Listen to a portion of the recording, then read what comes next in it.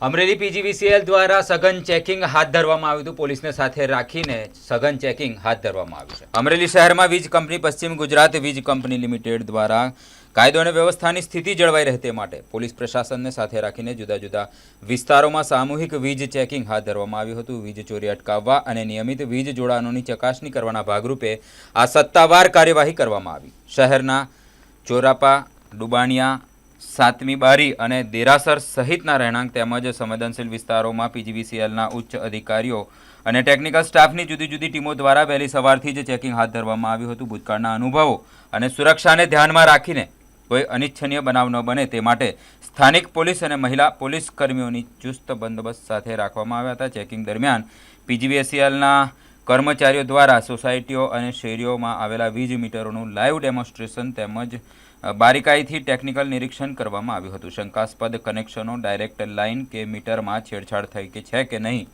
તેની તપાસ ડિજિટલ ઉપકરણની મદદથી કરવામાં આવી।